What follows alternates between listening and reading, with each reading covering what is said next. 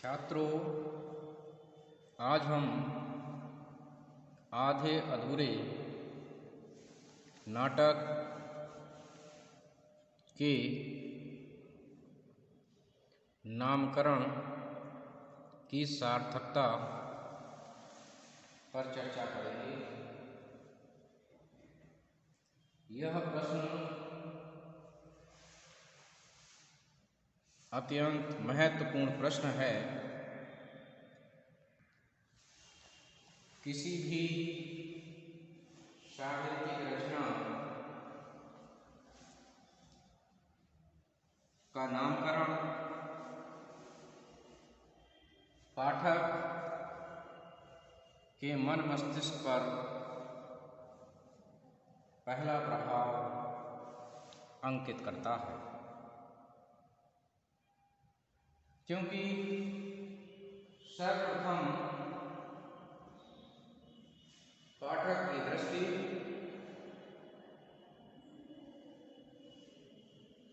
रचना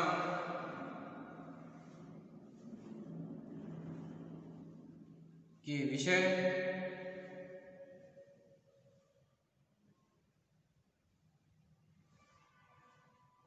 और उसके शिल्प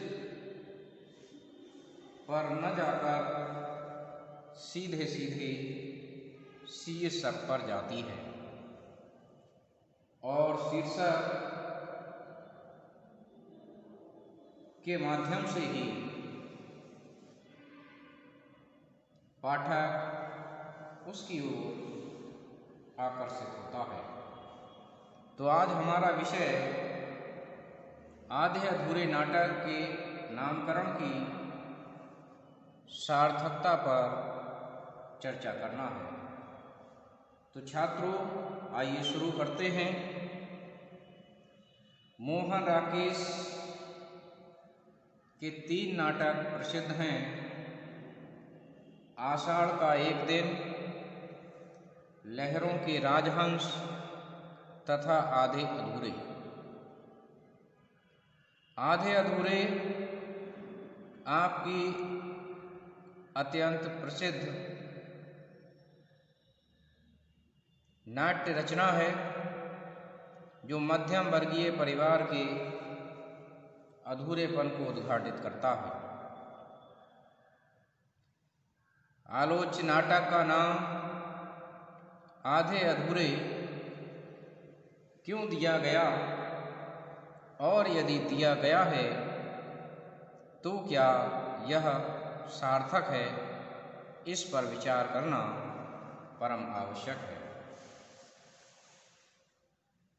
साहित्यकार किसी भी रचना का नामकरण केंद्रीय पात्रों, भावों, स्थान, घटना, विषय आदि के आधार पर करता है।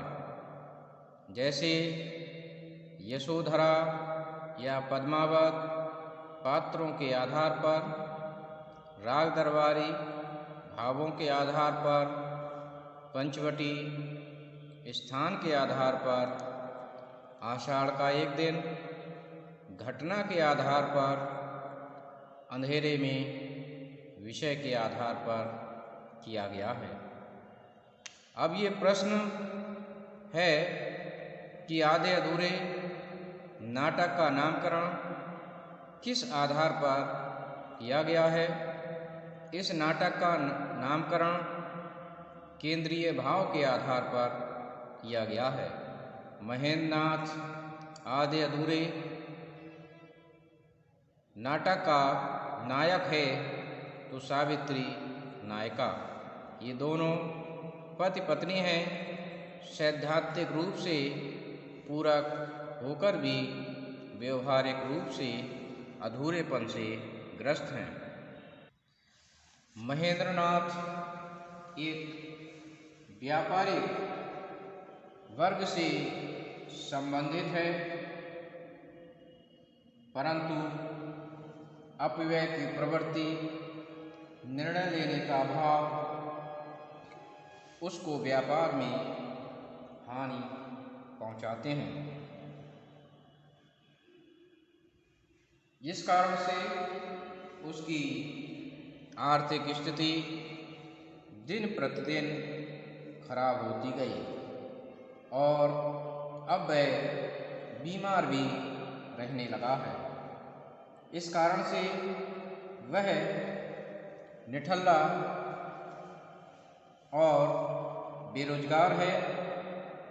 अपने परिवार की आर्थिक आवश्यकताओं को पूरा न कर पाने के कारण ही वह हीन भावना से ग्रसित हो चुका है। सावित्री, जो कि महेंद्रनाथ की पत्नी है, वह सुविधाभोगी और अति महत्वाकांक्षी स्त्री है। वह अन्य लोगों की भांति साधन संपन्न सुविधाओं का उपयोग और अपनी अनेक महत्वाकांक्षाओं को पूरा करना चाहती है, लेकिन उसको अभावग्रस्त जीवन और साधनहीनता बार बार दंशित करती है।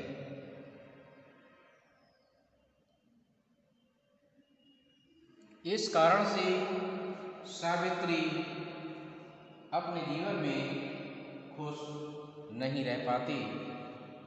यही कारण है कि उसको महेंद्रनाथ से वितृष्णा होने लगती है और वह अन्य पुरुषों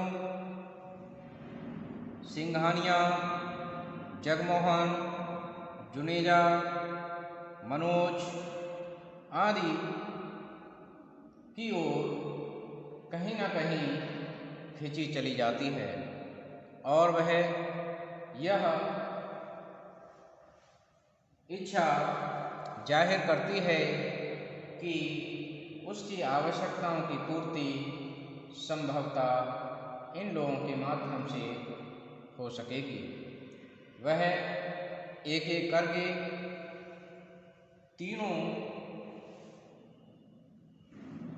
पुरुष पात्रों के संपर्क में आती है, परंतु उसकी महत्वाकांक्षाएं एक सामान्य स्त्री से कहीं अधिक हैं। यही कारण है कि सावित्री न तो जगमोहन, न जुनेजा और न ही सिंघानिया के पास एक स्थान पर टिककर रह पाती है। वह हमेशा नवीन अनुभवों की अभिलाषिणी रही है और वह साधन संपन्न लोगों की भांति जीवन व्यतीत करना चाहती है। इन्हीं सब कारणों से वह अत्यंत दुखी रहती है और अपने पति महेंद्रनाथ को आधा बुरा पुरुष मानती है। उसके पीछे भी वह तर्क देती है, क्योंकि महेंद्रनाथ कोई भी कार्य करता है तो वह अपनी बुद्धि के बल पर नहीं, अपनी निर्णय लेने की क्षमता पर नहीं, बल्कि अपने विश्वसनीय मित्र जुनेजा के कहने पर करता है। यहाँ तक कि विवाह का निर्णय भी जुनेजा से पूछकर उसने लिया था। सावित्री जब भी कोई बात अपने पति से कहती है तब महेंद्रनाथ यही कहता है कि मैं जुनेजा से इस विषय में सलाह ले लूँ। ये सब देखकर उसको अधूरापन महसूस होता है। सावित्री चाहती है कि उसका पति साधन संपन्न हो, सुविधाओं को प्रदान करने वाला हो, उसकी आर्थिक स्थिति अच्छी हो और वह अपनी महत्वाकांक्षाओं की पूर्ति कर सके। परंतु सावित्री की अभिलाषा के विपरीत महेंद्रनाथ की स्थिति दिखाई देती है। वह लगातार आर्थिक विपन्नता में डूबता चला जाता है, जिस कारण से सावित्री को लगातार कष्ट उठाने पड़ते हैं और आर्थिक स्थिति खराब होने के कारण ही वह स्वयं नौकरी करने का निर्णय लेती है।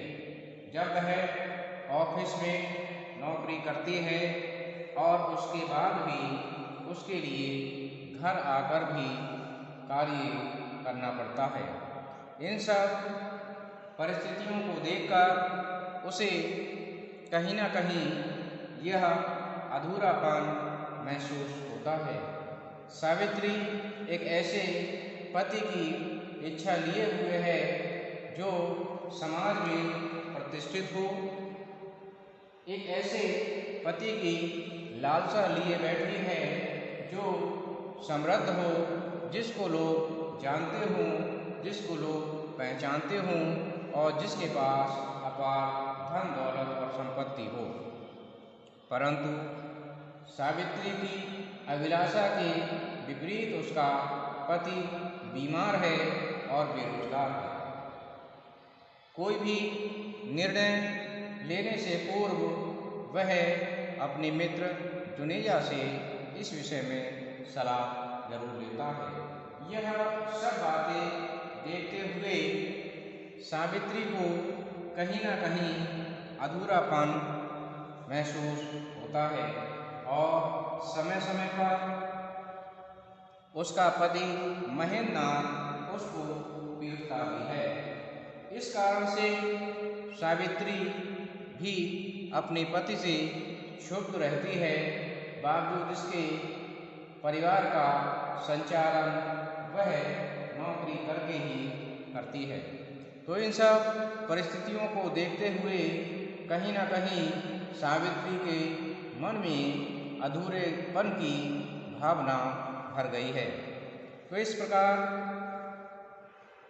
इस नाटक में नाटककार ने यह बताने का प्रयास किया है कि विवाह के उपरांत पति पत्नी एक दूसरे के लिए पूरक का कार्य करते हैं, क्योंकि व्यक्ति विवाह से पूर्व आधा अधूरा माना जाता है। परंतु इस नाटक में सावित्री और महेंद्रनाथ दोनों विवाह के उपरांत भी एक दूसरे के विचारों से विचार नहीं मिला पाते, समन्वय स्थापित नहीं कर पाते और उन्हें दोनों के लिए अधूरेपन महसूस होता है। तो इस प्रकार से हम देखते हैं कि मोहन राकेश जी ने अपने इस नाटक को जो नाम दिया है आधे अधूरे, वह एकदम सार्थक नाम बैठता है। तो इस प्रकार मैं समझता हूँ छात्रों कि आपने इसको समझा होगा। धन्यवाद।